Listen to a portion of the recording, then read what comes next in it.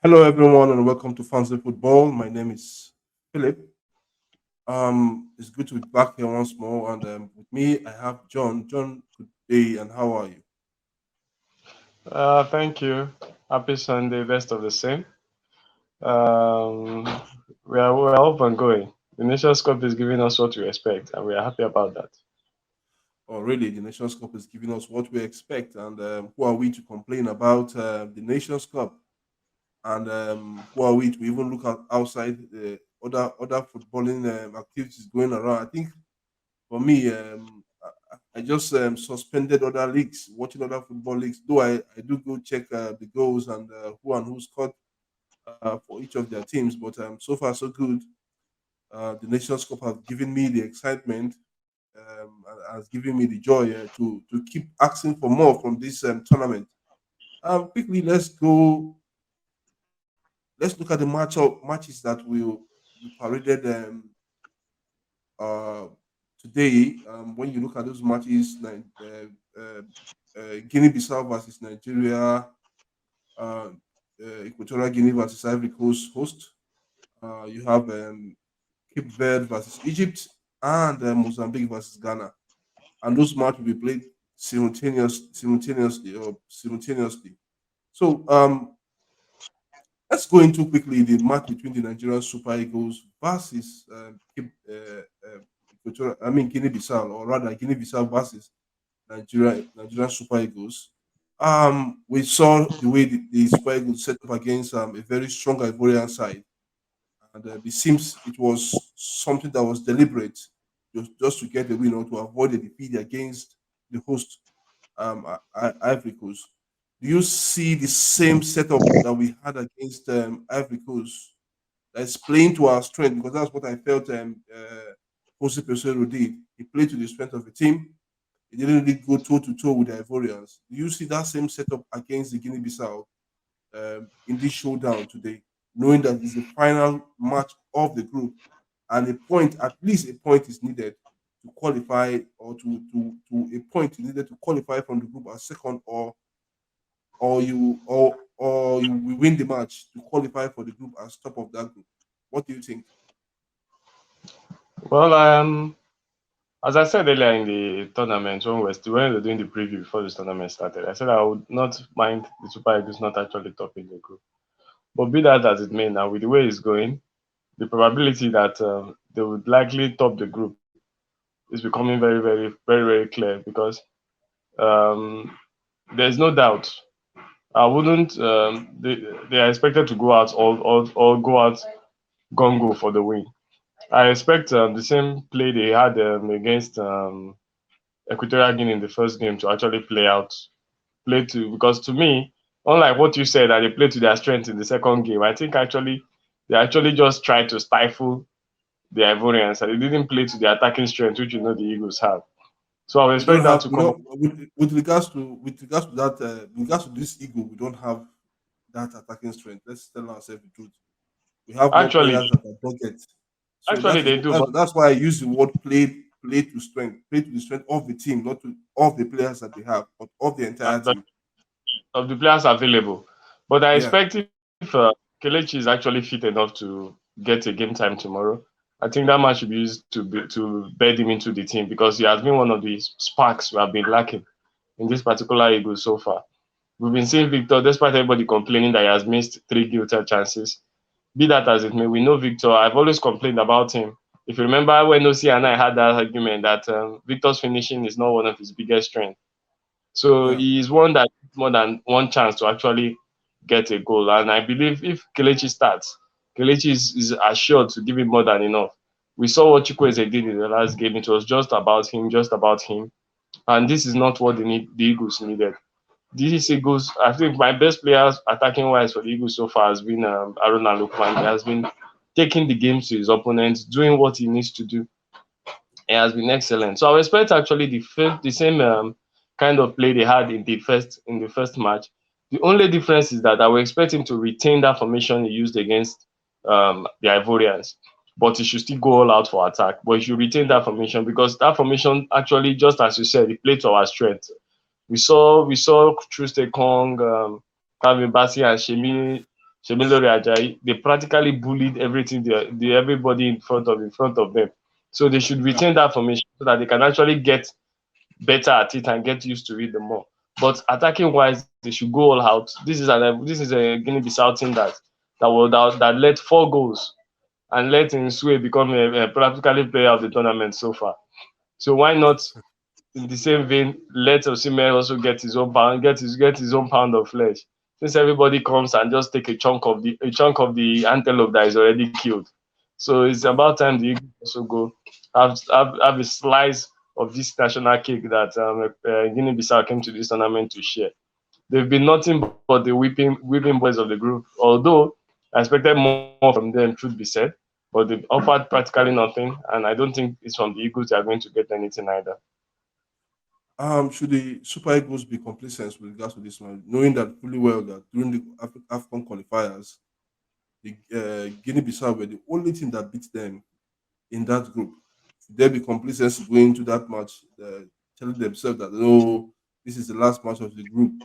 Guinea-Bissau have nothing to lose, but nothing to lose. They have nothing to fight for at least, nothing to bring up to the table. Should there be complacency? Well, What do you think that they can really do to avoid that complacency going into this match?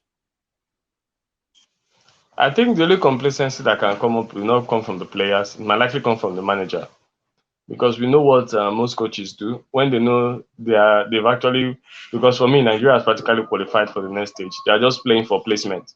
They try to come top or perhaps come second, but qualifying for the next stage with 4 points, know how they'll definitely be one of the best losers.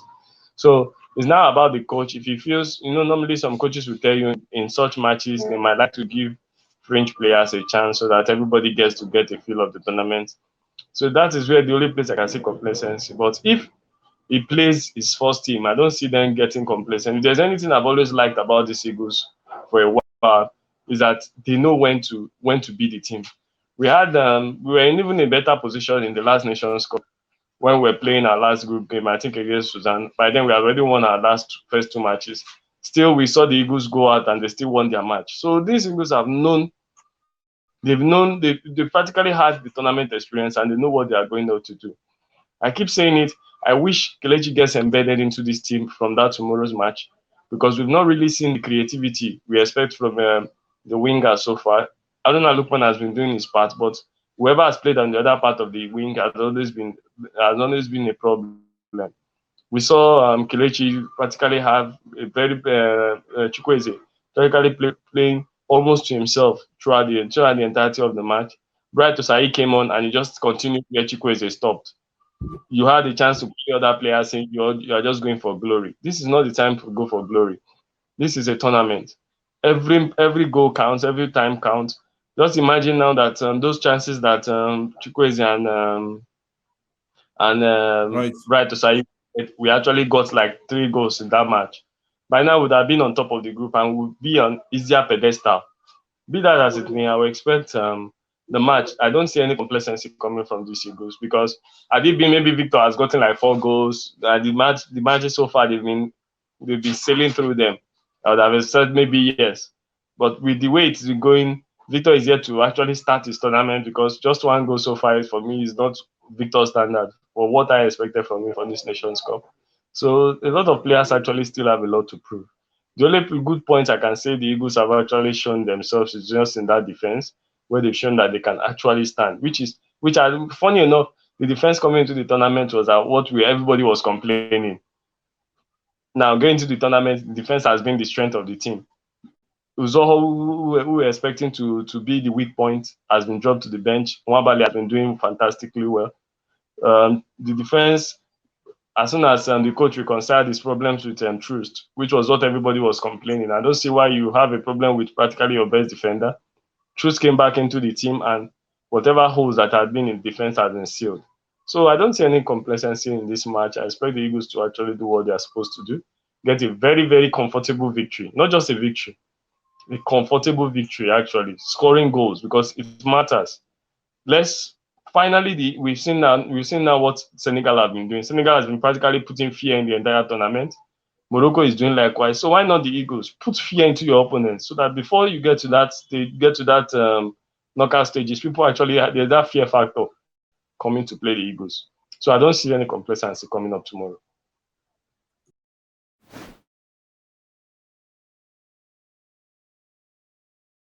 What is for me, the question I really want to ask is that how do you think that the Eagles should approach it? Because I think I asked John about it. I said, do the Eagles stick with the position? Do the Eagles stick with the formation they had last time, or they should play expansively? Remember when we played expansively, so-called expansively against Equatorial Guinea, it didn't work for us because we didn't really play to our strength. Do you think Genetro should maintain that same formation and with the same caliber of players or personnel he used in that match against Cote d'Ivoire in this match against Guinea-Bissau? We have no first of all, I think we have no business than playing expansively, because one, the Guinea-Bissau team would not come and attack us like Cote d'Ivoire did. They will sit back, soak the pressure, and counter attack us. Same way they played us in Abuja here at the MK Abela Stadium, where I was live watching that game. So the question, that's how the problem is, that is how Guinea-Bissau will fare. And Nigeria, as you know, the Super Eagles of Nigeria are not good when it comes to trying to break down a team who sits deep and them having the possession. Because why? To be sincere with you, that Super Eagles team cannot create chances. Their passing is as good as not good enough. Their creativity in midfield is as good as non-existent. It's as good as zero. I'm trying to look for a word worse than zero in mathematics. I'm trying to remember the word. That is how bad it is. So I think Nigeria will suffer against Guinea-Bissau, because they will give us the ball willingly. We'll have as high as 70% possession like we did in Abuja here. But problem is, can we break down this team? That is the big issue. If you'd ask me, I'd have said we should go with our normal 3-4-3 formation, but we can't play 3-4-3 formation against a team who's also packing the box. So who's going to pack the box for who? So we need to come out and expansive football and play 4-3 formation. But right now, what the players play the 4-3 formation is the issue now. It's not the personnel. Good news what we hear is that Kelechi Iheanacho has returned to the team. Don't forget, it was one who scored that winner against Guinea-Bissau away from home when we traveled to play them in the reverse fixture. So he could be that man who could be the man who could break that defense. Maybe a bullet shot or a pass that could, because he's got that pass in him. For once, I've not seen Kelechi Iheanacho as a number 8-9. I see him as a number 8 or a number 10, because the boy plays more like a skimmer. He's always everywhere. He wants to make something happen.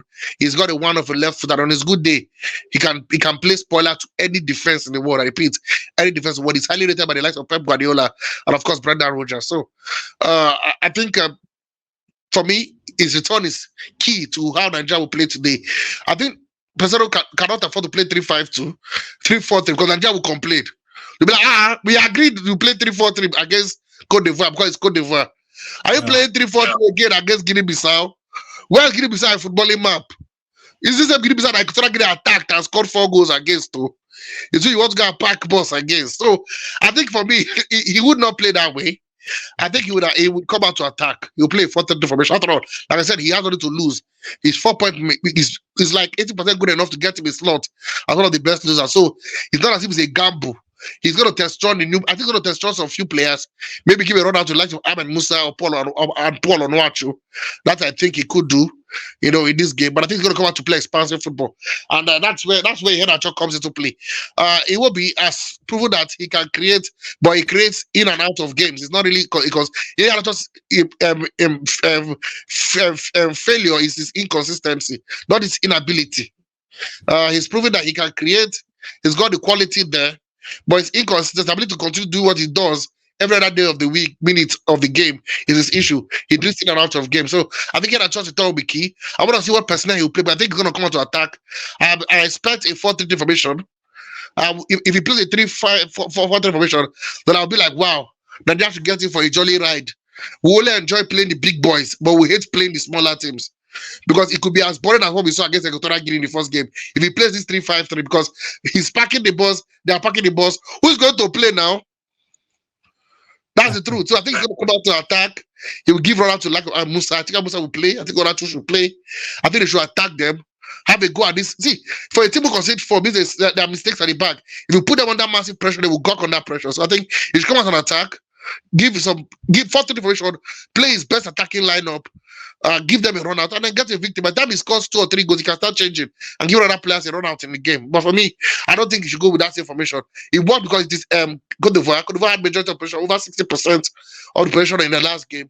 In this game, Nigeria going to have 70% possession, so you're going to pack the ball, having 70% of the possession. It doesn't work that way now. You have to at some point use the ball you have because Guinea-Bissau will willingly give us the ball like they did in Abuja.